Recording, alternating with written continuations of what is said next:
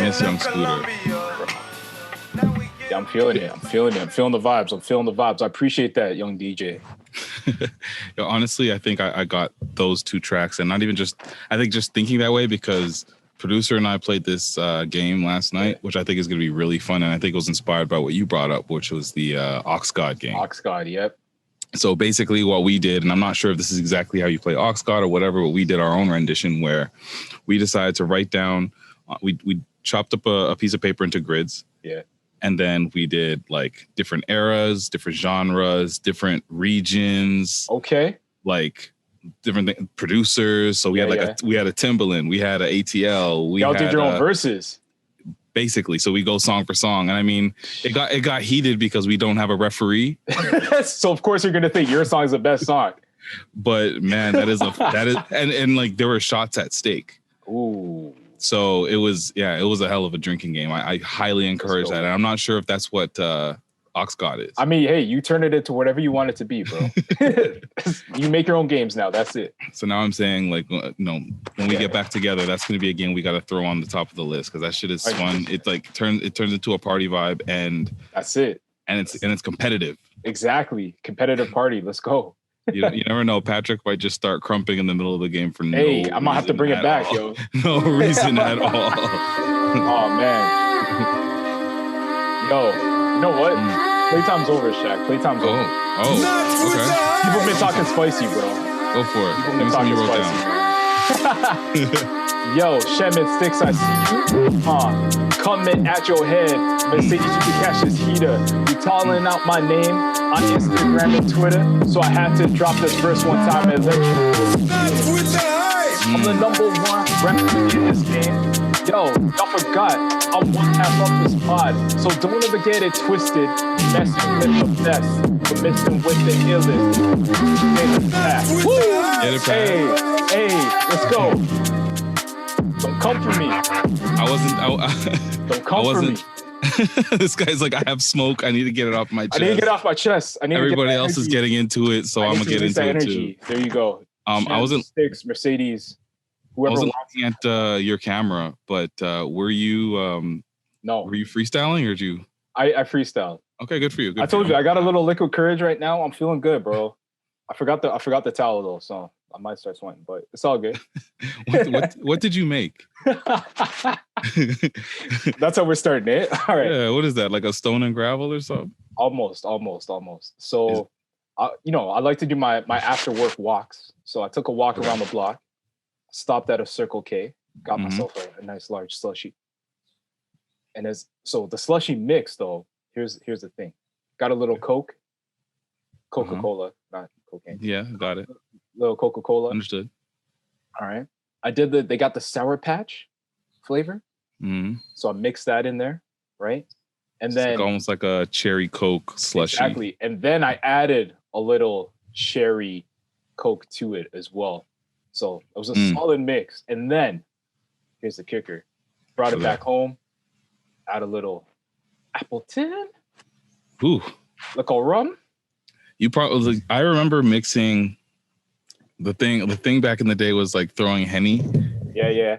And inside the beverage, and like you did not taste that shit at all. No. Like, it just you could put a whole Mickey in your slushie and it would just taste like delicious slushie and you would be on the floor and not know how it happened. Yep.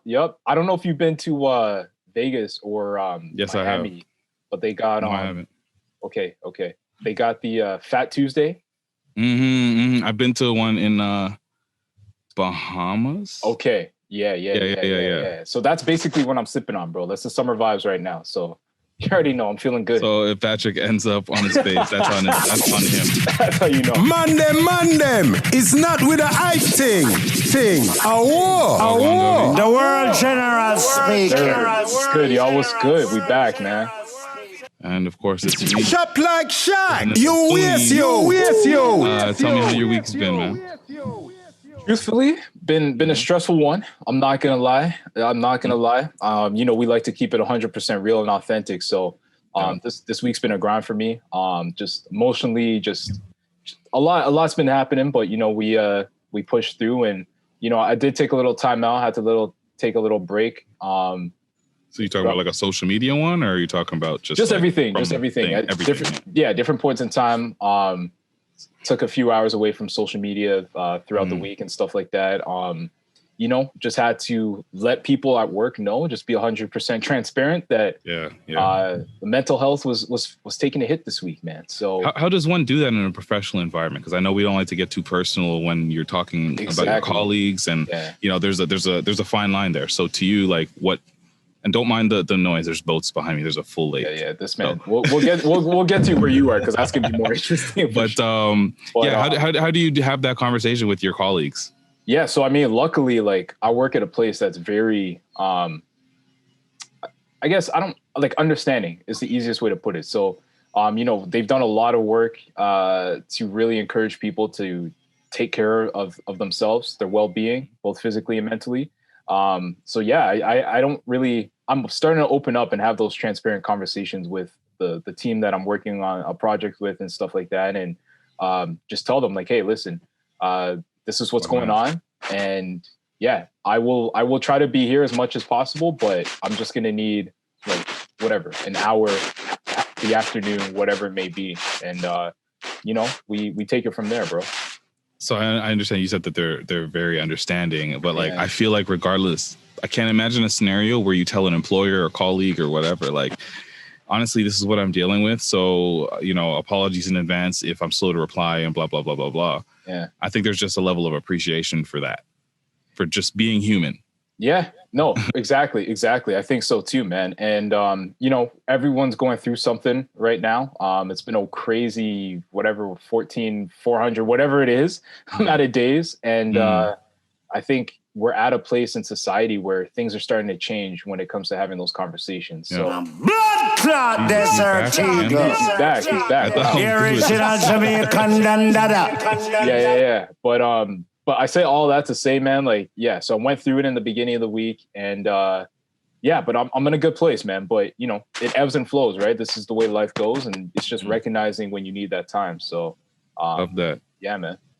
You're a role model when it comes to that kind of stuff, and I feel like it helps working at where you work now that I had that experience, knowing what it's like to work with where you're at. So I think if you can encourage more people, and we can encourage more people to be like, yo, I can't, like, just to be more transparent when it comes to work and be more human, and in terms of, instead of being these like diligent workhorses, you must put your 8, 9, 10 hours a day in just because. Because that's just the old school mentality, which is not necessarily the right one. Exactly, and we can get into a little bit later on, but it's something that was big in the world this week, just with Naomi Osaka just doing taking her stance in the tennis game and talking about how she needed to take a break from the sport for her own mental health and well-being. So there's definitely a conversation that's happening and taking place, and yeah, man, I'm glad that people are starting to recognize the impact that mental health has. It's just as important as your physical health and well-being. Right. Yeah. 100%. Yeah, man. But aside from that, bro, how you been, man? I see you live in like that lavish life right now.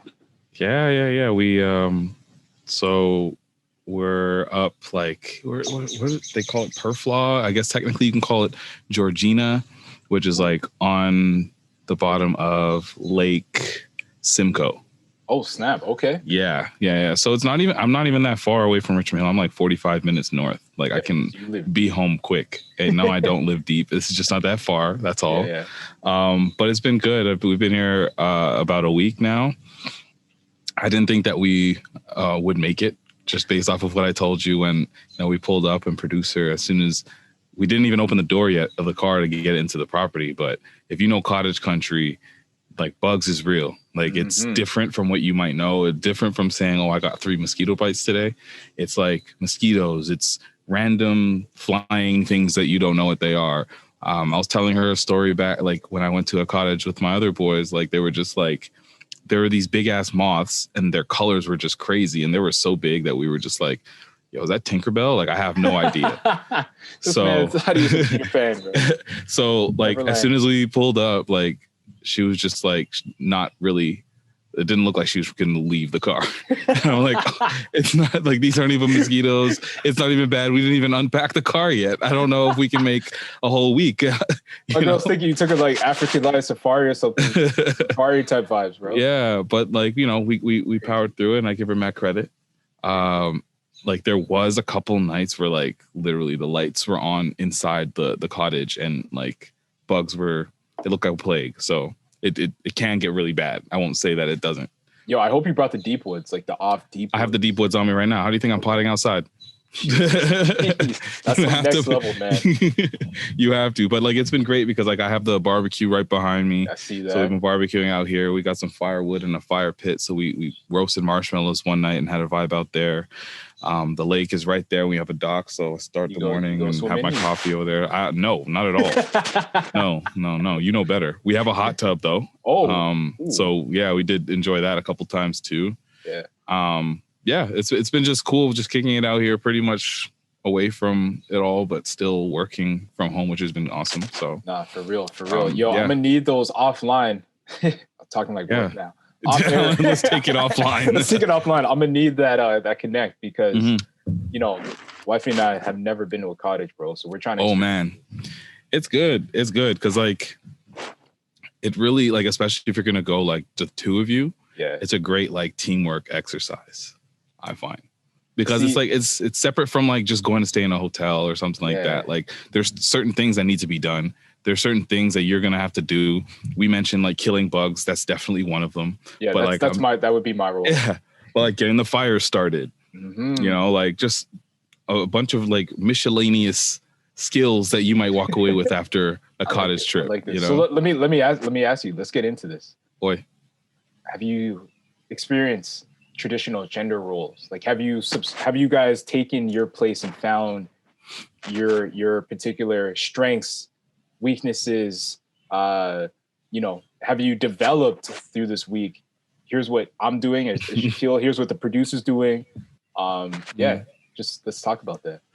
I think like before we even got here, the shopping list for the grocery store was already made. So there was somewhat of a menu in mind, and she like kills it in the kitchen. Yeah. So like, I know that in general, like my role is always to step back and be sous chef. I'm chopping up vegetables. I'm washing dishes. I'm cleaning surfaces. I'm just doing the miscellaneous things that you might need, the extra pair of hands. So we're very good with that. I love one thing that I love, because I'm not sure how most couples are. Yeah. Cooking and cleaning at the same time. Oh, yo, bro. Cooking and cleaning at the same time changes the game. No, it's a must. I don't know how people wait till the end. Like I get anxiety looking at all that stuff. I'm like, can't do it. Not happening. Yeah, like I'm not trying to like get a full belly and then look at a mountain of dishes and then like conquer that after. So, no, we're very good that way, and I think we've been together long enough and had enough experiences where we know that role. So just coming out here, it just the only thing really added was like the outdoorsy stuff. For sure. That's about it. Maybe getting the hot tub ready, that kind of just. Yeah. Are you chopping firewood though? Like I see it behind you. It's been pre-chopped. It's pre-chopped. There's firewood everywhere on this property. All right, proper.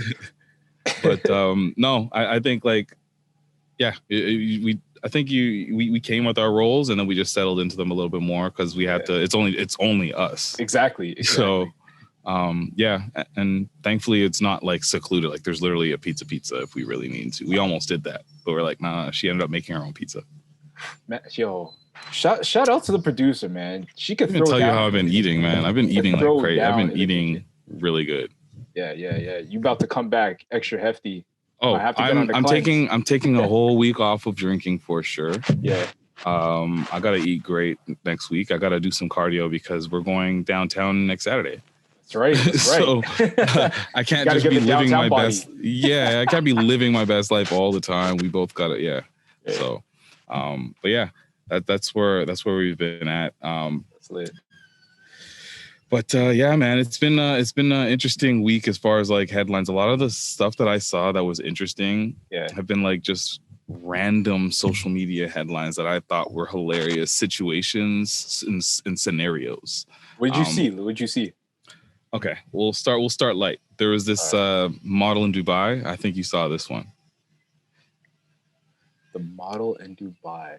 So the model in Dubai basically pulled remember the Bow Wow challenge from back in the day? Yes. So she ended up posing for some pictures in first class. And then lo and behold, another passenger exposes her when they took some pictures of her sitting in coach. How do we feel about this? I'm glad to see that the Bow Wow challenge lives on. Mm-hmm. Even if no one calls it that, that's what we're calling it. It's still the Bow Wow challenge. Still the Bow Wow. You got to trademark that stuff. That is hilarious. That's the definition of like faking it until you make it, bro. As we said before, like she literally tried to play the part and got called out. I love it. Is this in your arsenal? Are you capable of such lies and deception? Nah, because I always think I'm gonna get caught. Like I'm like the worst person to try to like pull that stuff because I always think, man, I'm always thinking like, what if I get caught? How's this gonna look? Like I'm always thinking about other people's perception, which is probably not a good thing, but yeah. Are you the type of person to see a Ferrari and take a picture in front of it? Not anymore. Not anymore. I appreciate your honesty. I'm not gonna lie. I definitely, I don't know if you know Shops at Don Mills. Yes. Yeah. So if you're in the city of Toronto, Shops at Don Mills is definitely a spot in the upper East End where sometimes you'll see some luxurious vehicles just rolled up. So I remember my first time out there. I might have done that. It might still be on the gram somewhere. What car was it? Was it worth it? Like if it's a Tesla, it's like a Audi R8, like souped up. Like that's my dream car, bro. So, stuff that you see Ferraris, you see all sorts of stuff like that. So, back in the day, definitely guilty of posing up with stuff I can't. I'm sure that I must have done this too, but but I wasn't a car guy, so like I know it was never with a car. Yeah, I don't know what I would have. I don't know, because I just remember seeing my friends and like their dad like posing on their dad's cars and stuff, and I thought that was corny. If you can drive and we're like early 20s and your dad has a car, would you pose in front of like your dad's sick R8? At that age, yeah. At 20. At 20, yeah, of course. Why not? I'm gonna bug my dad to take that for a spin. Like that's happening. What do you mean? Okay, I'm gonna add another thing onto this. Yeah. Do you pose? And the caption has something to do with you grinding and achieving some success, and you're trying to motivate others with Pop's R8 behind you. No, you can't do that. You can't do that. Those are like those. These are real stories. I know these are like the people who do the the pyramid schemes, and they're like, no, I just sold like 10 of these products, got myself that BMW or whatever. Like, come on, man. It's funny, like ACN almost like they tried to get me. They didn't almost have me, but they tried to get me, and the example was this young black dude who had an R8, and all I could remember from that entire speech was him saying, "Yeah, I got this car." Like I don't know. Did you ever go to a meeting? Of course, bro. One of my boys, one of my brethrens was in ACN for years. He's probably gonna hear this and like message me, but whatever, I don't care. We roasted him all the time. This man would fly out to all those meetings that would happen in like Vegas or North Carolina, wherever they were. Yeah. So he'd always try to recruit. And I got caught up in what's another one? ACN Loom. and like Loom. Amway, Primerica, like all that Primerica, stuff, yeah. I went to the meeting, did all that stuff, was about to take their course. I'm like, what am I doing? Like, why am I paying to make money? That doesn't make sense. It's like, yeah, you can make money, but like like the product doesn't matter. It's all about just getting more people. Doesn't matter what this is. It's about recruiting a lot of people. Exactly. So like at that point, I realized I'm not a recruiter. I'm not getting into HR. Like that's essentially what you are. You're a recruiter at that point. Man, I was so lost. I sent my $200 deposit for ACN, And then literally hours later requested my refund. I was like, nah, fuck this. I'm not doing this. Are you serious? There's a period of time, bro. Like how old were you? Because I feel like this happens in like your like no. This 20s. is like, I don't know how old I was, but I can tell you that it was like pretty much after university, trying to find a job. Yes. I didn't like the job I had. It might have been like, I don't know if it was still when I was still at the film industry or I love that's what you're calling it. I gotta find a cool way to swag out working at a call center, but like I could have been there too. So I'm sure like that there was, some of it was kind of enticing, like because the product is what makes sense. Exactly. The product always makes sense. Of course. Yo, you know what? I almost got into the those studies, those health studies where they give you money for participating. You take a bunch of drugs, you don't know what they're gonna do.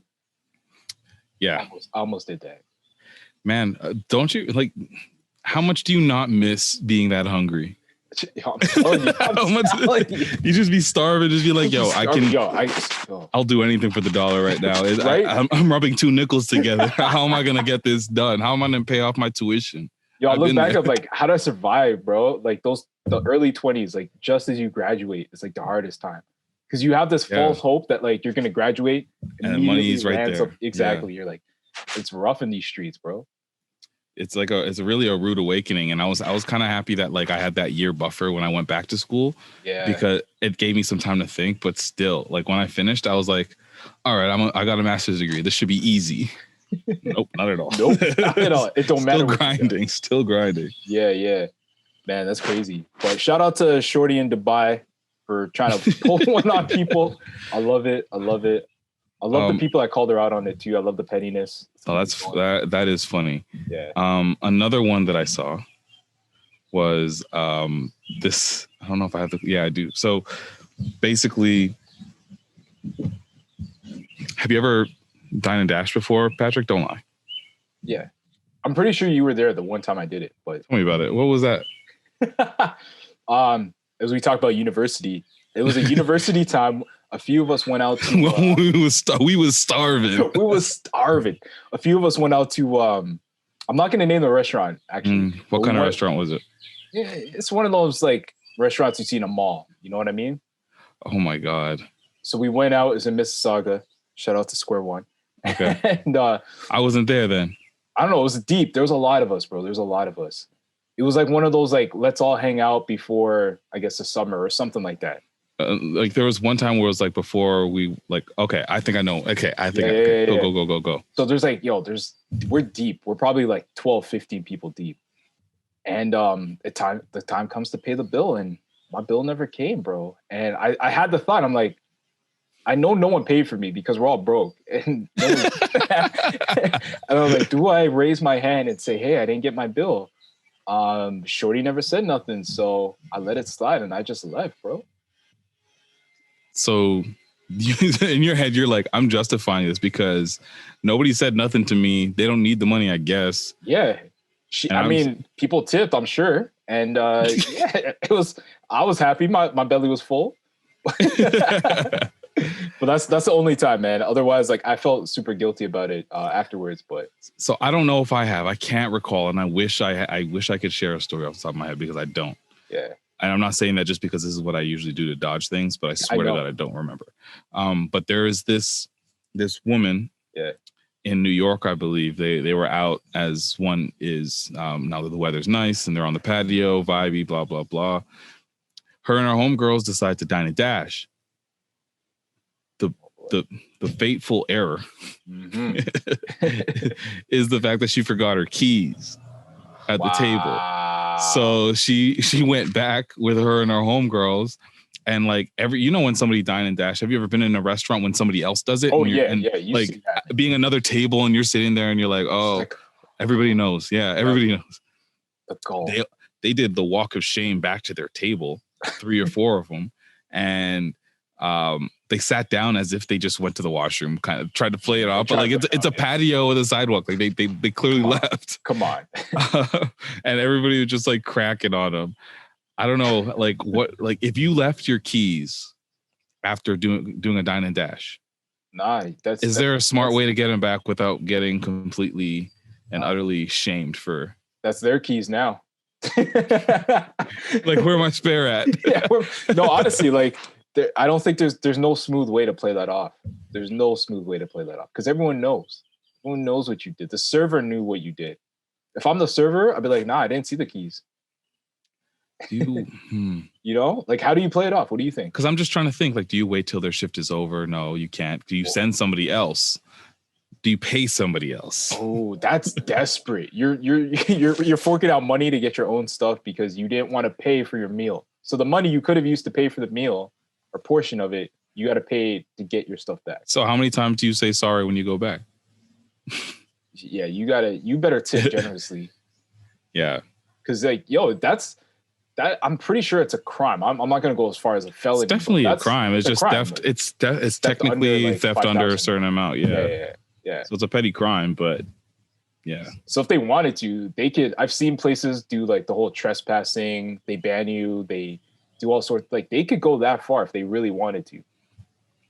But like, say you dine and dash. Say you're on camera. Say like I'm just in general now. I'm going to open this up to even shoplifting. Yeah. Because like, there's this like beauty store that I went to in LA with producer, and like there's like a whole wall of shame of all these like pictures of people that are banned. It's always the beauty stores. It's a beauty store. The beauty stores. Is that enough to deter you from shoplifting, or do you say, all right, I hit the lick on this one now, I'll just go to this next one? Yo, you watch Superstore, right? Yeah, absolutely. Yeah. They need Dina in this case. She needs to get on that, bro. But you don't take it too far. Oh yeah, I've seen, like, you know, growing up where I grew up, man. That's all people did, bro. They shoplift at every store, any store you walk into. Like, I'm pretty sure that's why half those stores in Malvern Town are not there anymore, because they just walk in and just grab what they want, bro. I'm telling you, people go in on lunch break. They come back, they got rings on, they got chains, they got watch. I'm like, how? They got G-Unit spinner chains. Right? I'm like, how y'all swinging this? You know what I mean? But yeah, man. So I don't think it's enough to deter people, bro. Like, they would not suspend. That's school. Yeah. Actually, like, ban people from entering like STC or something like that. It didn't matter. You know what's funny, now that you brought those up? Like, I don't remember a story where I dine and dashed. I don't remember a story where I stole per se, but I definitely was an accessory. So back in high school, the statute of limitations is long past. The cafeteria, they would have like these doors that would just close down to where like they would typically serve people. They didn't lock this. Like, you can literally like lift this up. Wow.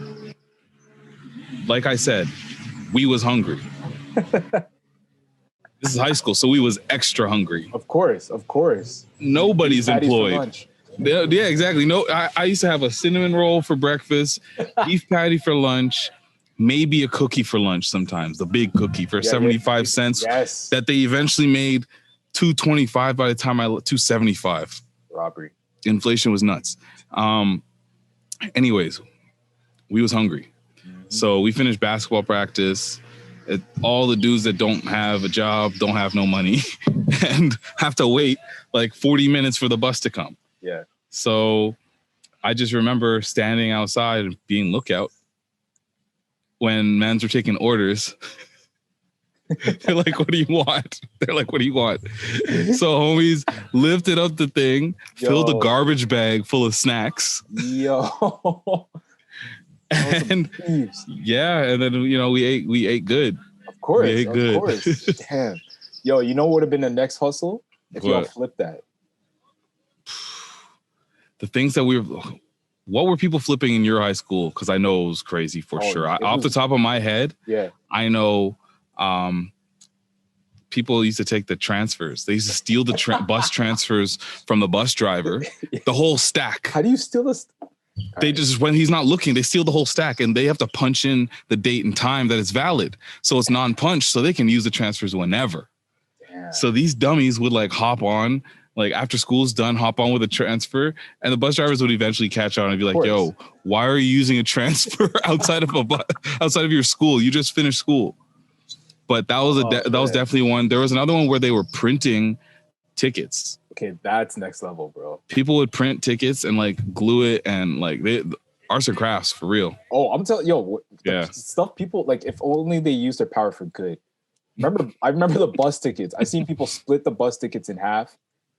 What do you mean split the bus tickets in half? Like the physical. The physical ticket. I don't know if you remember TTC bus tickets. Yeah. Mans would find a way. Like you need to be like a surgeon with a knife. They split that in half, bro. You split the bus ticket in half, but what are you putting it in like it's folded or what? Yeah, you just drop that in. So you're basically getting 2 fares out of that one ticket. Man, yeah. The only thing that I used to do for sure with TTC was like when I'm at Finch Station getting on the subway, I put in like 125 on the fares, like 350 or something like that, and just walk really fast, dump the change in while everybody's lined up. But you know the man knows. You know the bus driver knows. You know the one time that I paid full fare and just was in a rush, he's like, no, you didn't put the right amount in. And I was arguing with this guy. I'm like, no, I did. The one time you actually pay the fare correctly. That's hilarious. But at my high school, it's funny, the same dude who did ACN, so I know I'm gonna hear from him. That's my guy. Shout out to you, sir. Thank you for the content. Really appreciate you. His dad had a convenience store back in the day when we were in high school, right? So my dude would come back with this is the era where like fitteds and spinner chains and like still one. Remember the fitteds with the NBA logos, like that era. Yeah. Oh, the multiple patches. Yeah. So we're talking that era, and sunglasses, like the Kanye like stronger sunglasses, like that. Gross. Yeah, nasty. So my dude would get the supply from his pops. I don't know if he took it, if he whatever made a deal with him. I don't know. He would his locker, which was supposed to be for books and school supplies, decked out and all that gear. So you hit him up and be like, yo, I got a hat, $15 for the hat, or watches 15. Like, to the point where like the principal had to come and they had to basically escort him out with all his goods. They're like, yo, you can't be selling this merchandise on school property. The hell? This guy was a serious vendor. He was making money, and he had like the convenience store snacks. So he had like that aloe drink. You'd go buy the aloe drink from this random hustler kid? Yo, $2. What do you mean? Like, and he give you one for free because it was new. This is when aloe was new on the market too. So it's only a natural progression that this hustler kid would have done something in ACN. I'm telling you, right? So, shout out to him, man. Like, he's definitely a real estate agent today. He should be. He's definitely a real estate agent today. He should be. Mortgage broker. I'm telling you, right? But that's the flex, man. That's the biggest hustle I've seen someone pull in high school. That's funny. I don't even know how I was getting money in high school. That's a funny whole tangent. We were just getting. I started working at 16, bro. That's how it was. Doing what? I was at Athlete's World, bro. Selling shoes? Yeah. Early? I've been selling shoes from early, bro. So then you never was the plug and like flipped a shoe for profit. I was too statute of limitations is over. You was hungry. Nah, I was too good for that. I should have. I know people who were, and I was like, no, I'm gonna get caught. I don't want to. Bro, stupid. Yeah, you missed out on that wave. I'm telling you, man. This is when we had Jays were. Oh man, I missed out. Okay, how about this hustle? Yeah. How about this hustle? So it's a rumor, allegedly, but allegedly this stripper says that Kanye West paid her $15,000 only to listen to him talk for 3 hours. So a woman's claiming that Kanye West visited the strip club she worked at and stayed for about 4 hours, but his visit was unlike many other famous rappers that booked tables at the club. According to the bartender, the 2020 presidential candidate didn't order any alcoholic beverages and wasn't interested in booking any private time with the dancers. Instead, he allegedly stayed at the bar, sipped water with ice, and spoke about how he believes he's a true descendant of his creator. Do you believe that this is real or fake? Yo, this is hard because like I want to say fake, but it's Kanye, so I'm like, I feel like he would actually do this. I can see a brokenhearted Kanye going to a strip club to just talk. Yeah, he's hurt, man. So he's going there because he wants to see the booty. But then he has this revelation. He's like, she's twerking, and then he starts crying and just starts talking and just still continues to throw money at her. It's just talking. That's a sad ass visual. It's gonna be a video. His next album is gonna slap. It just makes you really understand. Like I can't imagine what kind of conversations that he would have with Kim. Like, what was a deep conversation at dinner, mano a mano? You know, no friends, no. I was about to say Stormy. You know, one of the Northwest Shy or something. Chicago West, Shy West, Chicago West, North and East Coast. Yeah. 30 South. Anyways, all of those directions, aka children, are not present. Yeah. It's just Kim and Kanye. They just had a dinner. It's a date night. I can't imagine that conversation or what the conversation is. I feel like it's a conversation, but neither one of them is listening to the other. So they're talking to themselves. Just because I feel like, I mean, Kim's level of narcissism. Like a nice person, but there's definitely a level of narcissism.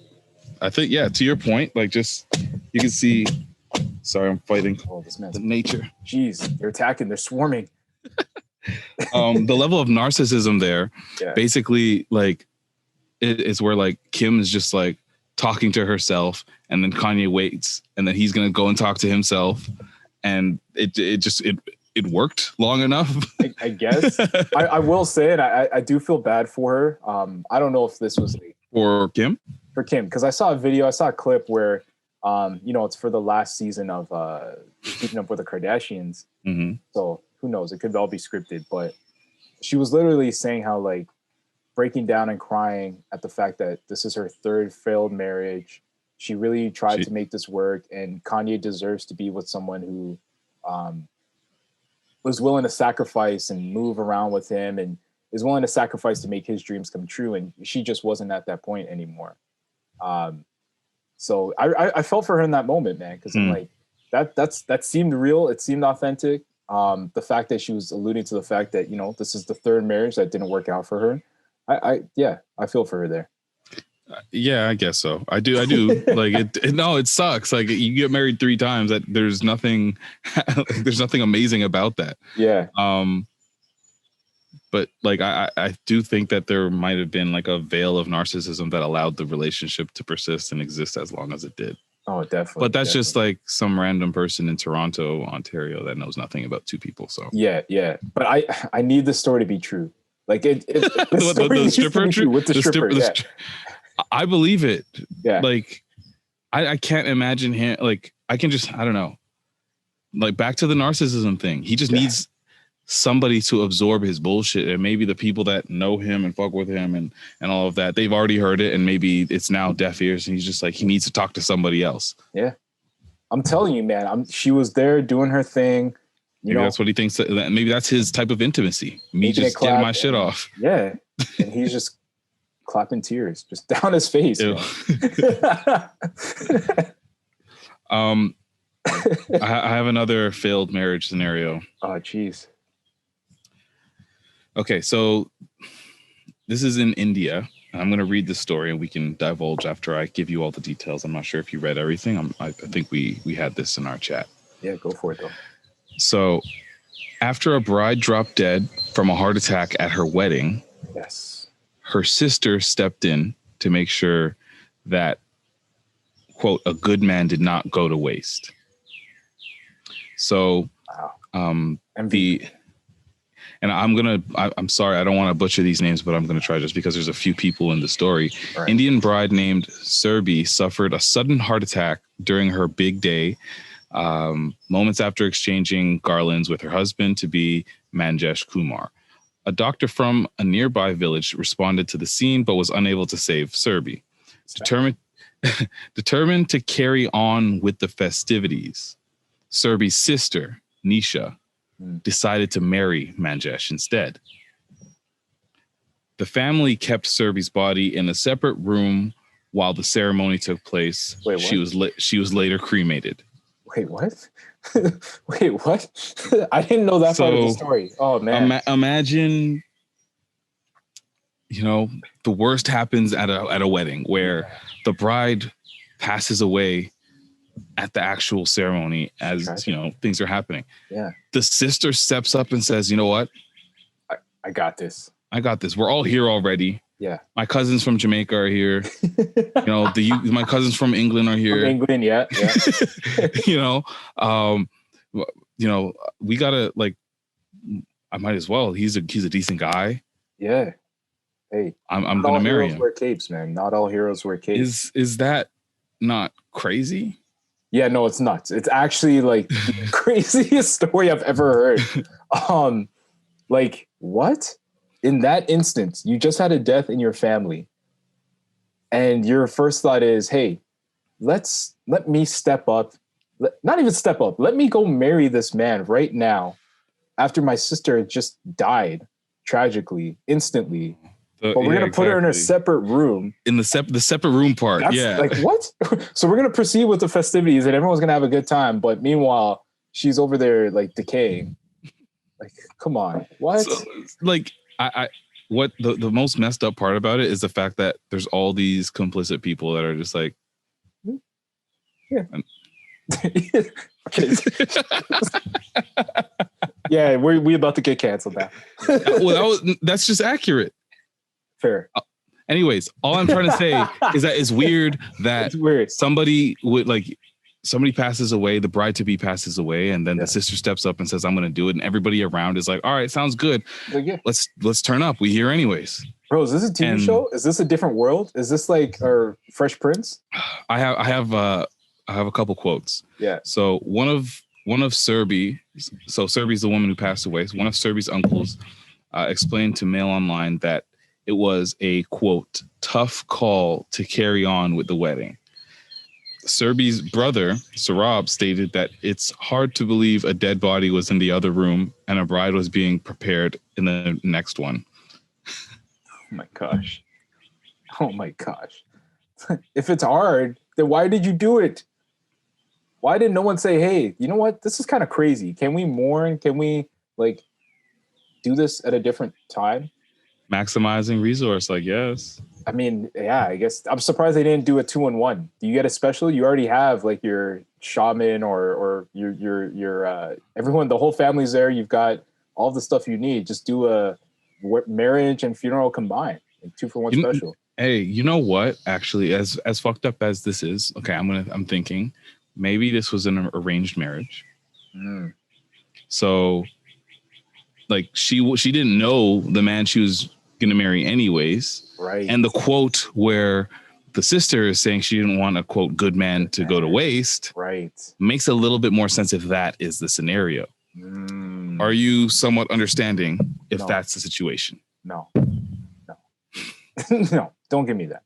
That's the weakest. No, there's no justifying this. This is just crazy. This is wrong. You can't do this. Not right there. If you want to marry the man, give it some time. Not in the other. She's in the other room. What are you doing? In the other room, in like, the do you think people like? You can smell it. Jesus, it doesn't happen that fast. I know. I know. Do you think people like during the ceremony went to, like, you know, certain parts during the the reception, went over there to pay their respects as they were like half lit, just taking a break from dancing. Yeah. I mean, there's always a period in the night when you're lit where it gets a little like sentimental and slow. So while they're playing the slow music, was the spot. Maybe that's the spot where it's like, yeah, let's go pay our respects right now. See, the funny thing is that's also coincidentally the same situation where people are the same place where people typically are like rolling weed and shit. So does that room become like the ton up spot? Oh man, that's hilarious. Hey, maybe, man. Different cultures, man. Different strokes for different folks, man. Nah, me saw. Not happening. What? I can't even imagine that scenario as I prepare for my wedding. Like, what? Nah, bro. But actually, hold on. Question. Okay. Not that I would do this, but I'm wondering. Mm. It doesn't say if they were twins, were they? No, it does not say. Oh, okay. I wonder. Why? Does that make it better? Just because they look the same? I'm just asking, man. Gotta ask these. The story's crazy enough. I gotta know.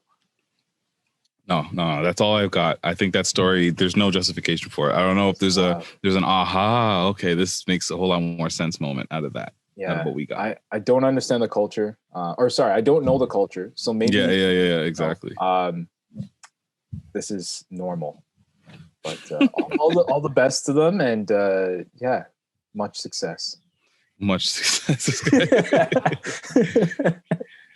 Where do we go from here? I have some other ones that I'm wondering if we have any relationship-y topics we can go into since we're already kind of here.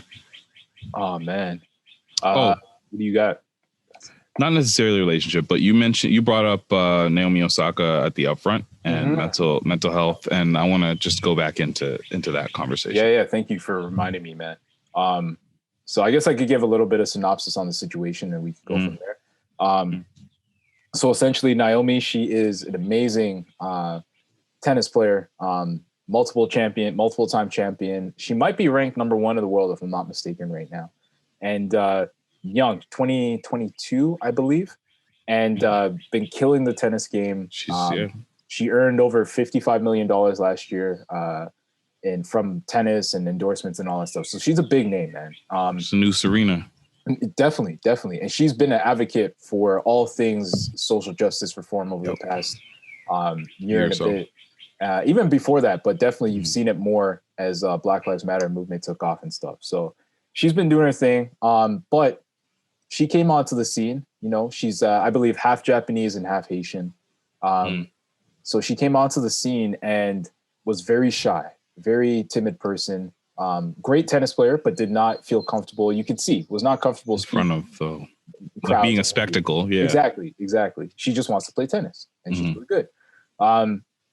So as she's gotten more successful, obviously, there's been more speaking engagements and things of that, where she came and said that you know what, this is really hard for her. She often feels depressed and anxious and suffers anxiety from having to do these media interviews after matches. And said she wasn't going to do them for the French Open, which is happening now. Are they obligated to do that? Like, yes. I know the NBA, it's part of their contract, so you get fined if you don't talk to the media. But. Exactly. So like every other league, every other sporting governing body, it's part of their contractual obligation where these athletes, they make these deals with the TV partners. It's part of the deal, right? So she knew that. She said, you know what? I'll take the fine. I'll pay the fine. I won't do these speaking engagements. Then the tennis governing body came back and said, you know what? If you don't do this, you can actually face expulsion. Like, we can kick you off the tournament, off the tour. It became a big controversy surrounding the tournament as it was kicking off. So she did the first 2 matches and, you know, came out after the second match and said, you know what? I can't do this. I'm withdrawing from the tournament. I'm not going to play. This is not good for my mental health. And it became a huge talking point. A lot of people felt like she went about it the wrong way. She shouldn't have done it. She should suck it up and play. And then you have people on the other side who were supporting her, understanding where she's coming from. But it's been a huge thing in pop culture this past week, for sure. So I think it's really funny, like, a few years ago when I started like getting really critical of like just media coverage and whatnot, because it was something that I wanted to do. I just find it like overwhelming, the amount of press that these athletes have to go through, the amount of interviews, same topics and same questions that they have to go through. And it's like day in, day out. So it's like a rinse and repeat type situation. You know, I wake up, I go to shoot around. After shoot around, I answer some questions from the reporters, and then I go to sleep. Then I go to the arena. So there's some pregame questions that I might have to answer. Play the game. Game is done. I got to answer some more questions. Go to sleep.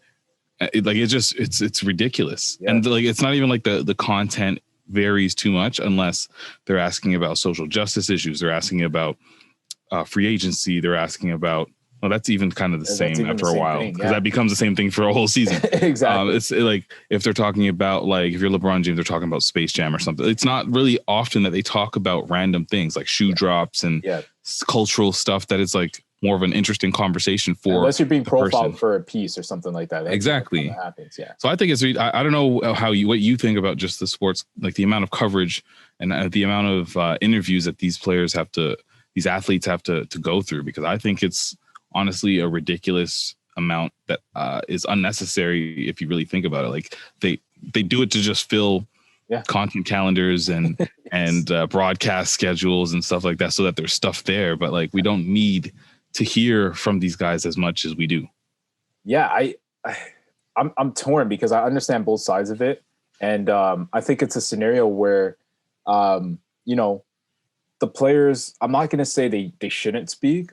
I just don't think it should be mandatory and written in their contracts that they have to do these obligations, because there's some players who give really good insight and you want to hear from them, and they should continue doing that if they feel comfortable. But we're in a day and age where athletes, personalities don't really need traditional media. Like they all have their own platforms that are often bigger than these media outlets to get their message out. But there's some players though, and I get I get why there's some balance. So yeah, you look at like an Osaka, because you mentioned that she was very timid earlier on, especially. We've experienced Kawhi Leonard for a year, and that guy did not want to talk to anybody. If he didn't have to, he was not going to do it. Only Serge Ibaka, like, that was it. Exactly. So it's like these types of personalities where you kind of do want to hear from them a little bit. I think you do have to. There is definitely a purpose for sure, but I still think that there's such thing as overkill. Yeah, especially like when it comes to the repetitive questions. I mean, Serena Williams, if we go back to tennis, she I don't have the clip, but you can definitely find it. She's had this throughout her 20-odd career where she's had moments where she said, I don't want to be here. Like, I'm tired. I just played this exhausting match. I've been training. I haven't slept. She's got a newborn. Like, she doesn't want to be here answering your questions. And you guys are asking, the media is asking the same questions. Like, at least diversify, make it interesting for the athlete. But it sucks. It sucks because I think oftentimes the media just feels like, what do you mean? All you got to do is answer these questions. We're putting you on a pedestal. Yeah. Come on. Like, answer these questions. Do it with a smile and be happy that you're in this position. But like, if you're the person in the chair, it's hard.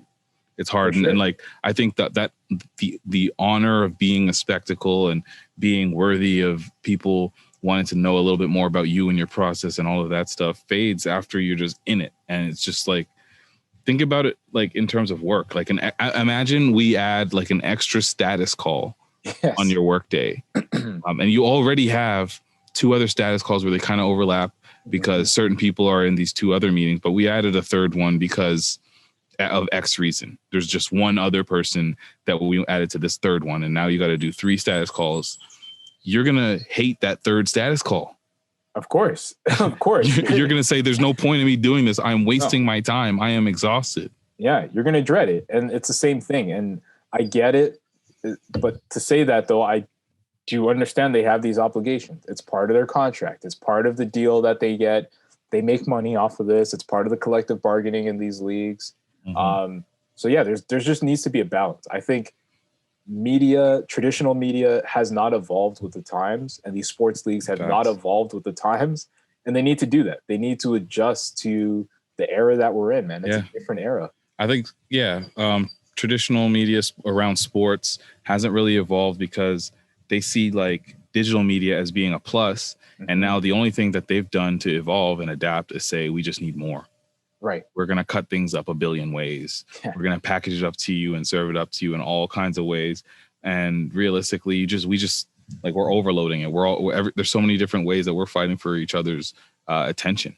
Yeah. And it just becomes, it's overkill after a while. It is, man. And like, I've gotten into the routine where my afternoons, I have the TV on in the background, right? And I've got goes from First Take to highly questionable to Jalen and Jacoby to how do you do that? That's a lot.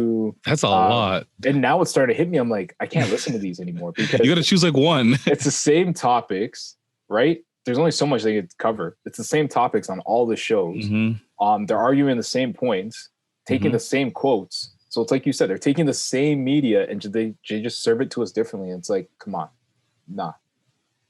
You got to shake something up here. There's got to be something different. Yeah, you guys are providing me. Yeah, exactly. So to me, like, it doesn't even matter what Naomi Osaka would have said. Like, I'm standing with her. Like, I think there is a toll that all of this can take. It's overkill. It's extra work. It's repetitiveness. It's just like people in your business. Imagine me asking, yo, Patrick, so what do you think about this? All the time, every single day. Yeah. And like, how much insight are we really getting from these athletes? Like, I get it. You're getting a quote for an article. You're getting a quote for a little clip. Like you're not getting real insight, but you're getting it from their mouth, and that's it. Yeah. That's the only advantage. Got to play better on D. And we make fun of like hockey players because they're the most boring players, but what do we expect? You know what I mean? Well, the puck bounced our way. Do they say that? I feel like that's something they would say. I don't think the puck bounces. Well, it's not supposed to. The puck bounces sometimes. You catch it and you put it down on the ice, right? Oh man. Exactly. Yeah. What's up with that? Why are they the most consistent franchise in the worst way possible? Like it was just a hilarious joke to me, and like just laughing that we just got exited in the first round after such a promising season. And I don't really want to go into a full hockey chat, but like, was the Tavares injury like that big of a deal? Because if it is, I'll go easy on these guys. If not, then they wow. I think they would have lost anyway. Like, they had enough talent. I mean, Tavares is one hell of a player, right? He's a captain for a reason, but they had enough talent to win this series, and they just blew it. They just choked. Oh, okay. Their main stars, like, how can I equate? Okay, good analogy that my physiotherapist said to me this week. Oh, you old? Shut up, man. They are essentially the Raptors with Kyle Lowry and DeRozan. So, like this team right now? This team right now. So, great regular season team, but they got to – the only difference is the Raptors were losing to LeBron, arguably the second greatest player of all time. The Leafs are not losing to someone of that caliber. So they just perform great regular season, and they choke in the offseason. I mean, in the postseason. Yeah. Okay. I had to bring it to basketball for you because I know that's what you. No, that makes more sense. It's just that's really annoying. I was hoping that I'd get a ring this year, but whatever. I know you joined a little too late. I know.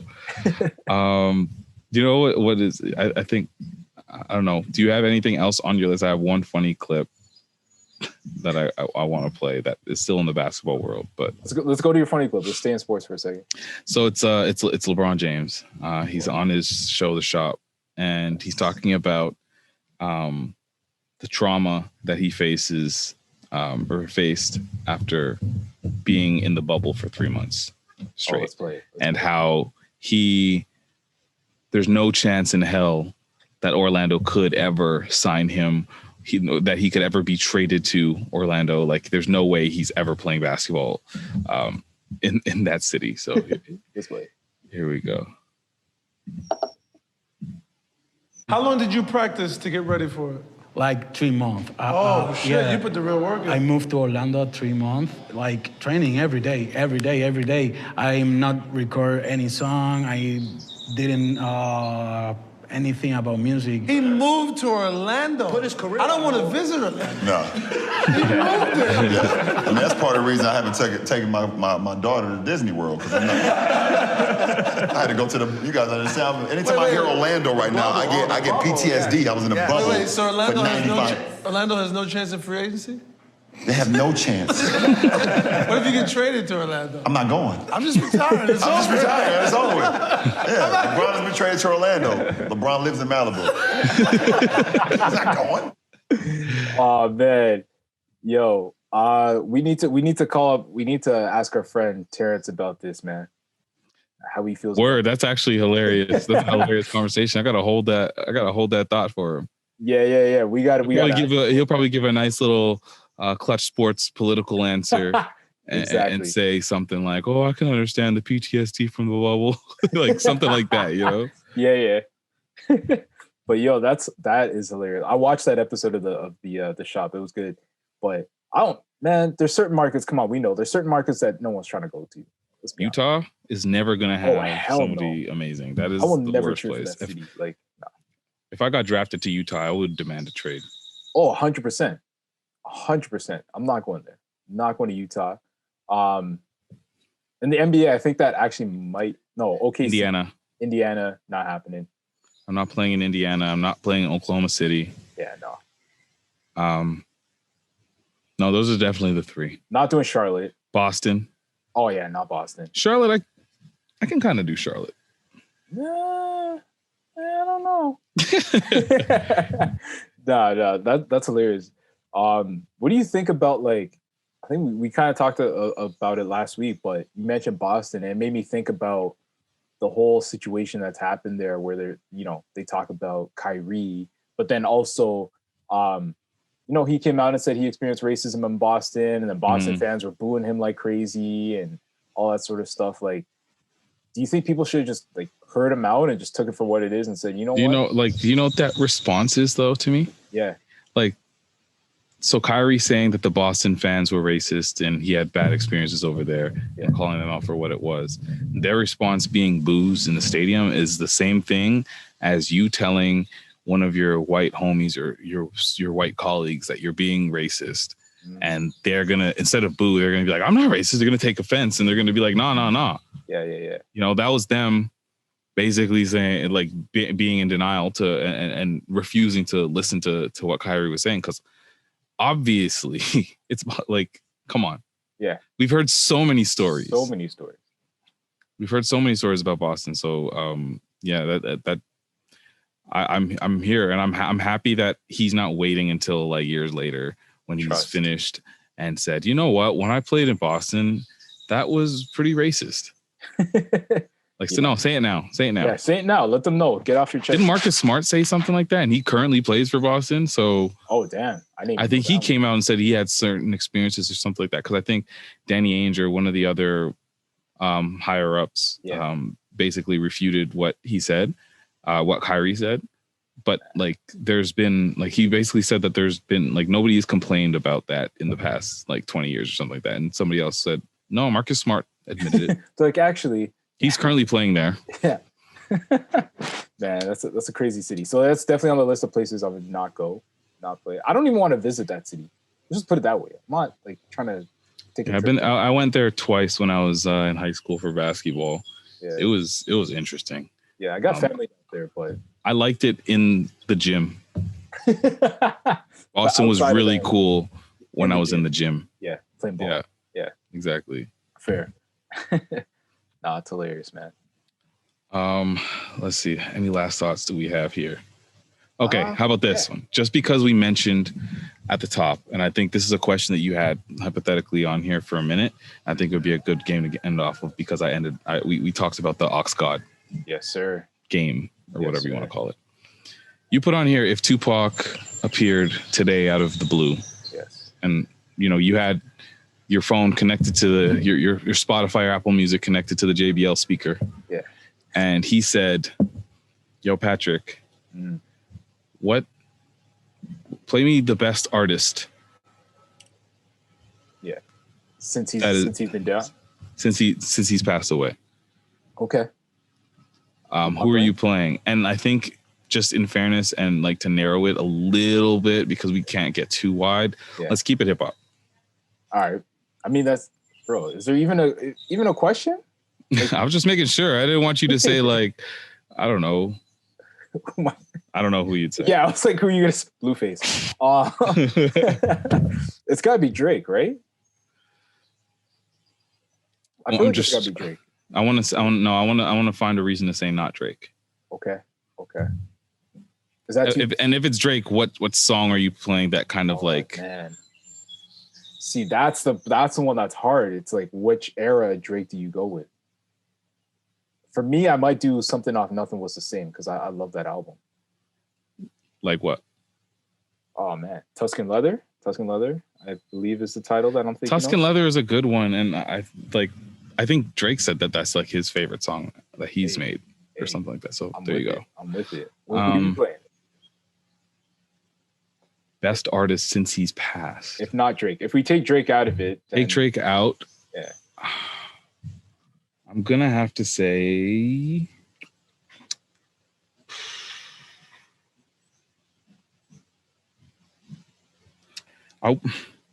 It's tough.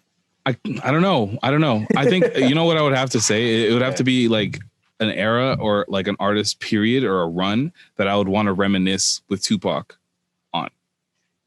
I'm surprised you didn't say like someone from the South then, because Tupac, he was around for the emergence of the South, but the sound is different. Well, yeah, in general, I think it would be really cool to show him like, yo, this is what trap music is. Yeah. This is Trap or Die. Listen to this whole album. It is crazy. Let me just see your reaction so I can see what you feel about it. But realistically, that's not what I would say, because that's not the question. It's not like that's true. That's true. What would you try to put him on to? Because I think the answer for me would be something like that. I would want to show him Future. I'd want to show him some UK drill, because that would just probably blow his mind. Right? Because like Tupac died in 96? Because Biggie was 97, so 96. Oh yeah, he didn't know. Yeah, he missed a lot. Yeah, I mean the biggest artist from the South at that point was Outkast. In 96. No Limit Records was still popping. Yeah. But like, yeah, he didn't really get to. Who would you pick? It's a big question. I know, right? Because like there's a lot of era where like he was doing the Drought 3, the Carter 3, Drought 4, Carter 3, like that era. I would love to show him that. Okay. I think he'd rock with that. I think he'd be like, I'm trying to go like West Coast ish as well. You got to show him some, you know what I mean? Like some new West Coast. So wait, like who she got? Did she say someone? No, she was just fighting a fly. Oh. I was like, you're okay. That's all I did. Thumb up. You're okay, right? Actually, yo, you know what? Forget the West Coast for a second. No disrespect, but we're forgetting the whole like G-Unit era and like Dipset and like East Coast. That stuff is so close that I think he would gravitate and love that so easily, because it was just after. It was basically influenced heavily by his era, like what was going on, because he was just right before him. Yeah, no doubt. So that'd be, I think, to show him those vibes and show him what New York was doing, because he started off in the East, then made his way out West. So I think it'd be cool to show him a little bit of that. Oh man, I can't wait to play that Oxclock game with you. I'm telling you, bro, we're gonna make that happen, bro. I sucked last night. I will say I sucked last night, but I'm gonna get better, and we're gonna get through it. Yo, I've done this. 25th anniversary of Hit 'Em Up. Today was the 25th anniversary of Hit 'Em Up, by the way. Wow. 20. That's crazy. Yo, time is flying. Think about it. Okay. Quick question. Aside from Hit 'Em Up, what's your favorite beef song of all time? And I already know what you're gonna say. What am I gonna say? You're gonna say Back to Back. No. No, I'm not gonna. I wasn't really outside for it, but like looking back on the era and just looking back at like what it meant, the whole like Nas, Jay-Z, like Ether, like. I knew you're gonna say Ether too. Okay. Yeah. Nice. Just looking back at it, yeah, of course. What are you picking? Well,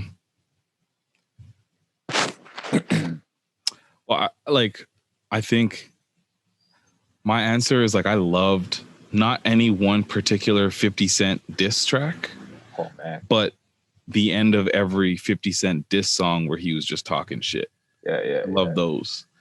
And I do appreciate in this conversation, I'm sure we've had before, but just the fact that like Back to Back was a club banger. Oh, definitely. If you can have a diss track that's in the clubs, like you won. Yeah. Like people are dancing to your demise. Yeah. People are stomping on your grave, basically. Yeah. Yo, what was the mixtape that 50 put out right before Get Rich or Die Trying? I had that when I was younger. I don't remember the title, but he had some disses on there, bro. Like he had some. Yeah.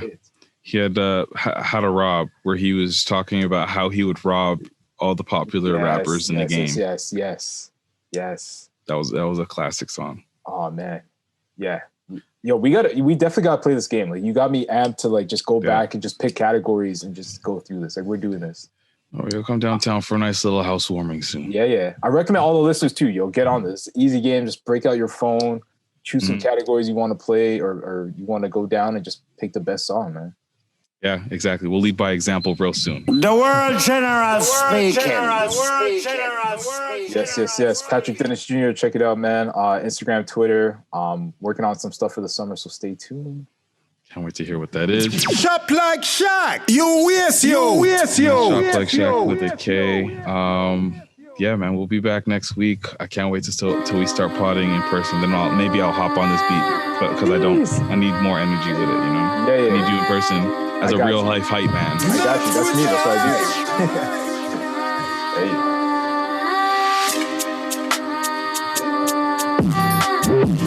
We got to get the producer on it, too. Yeah, producer can hop on whenever she's ready. Her rapper hands are crazy.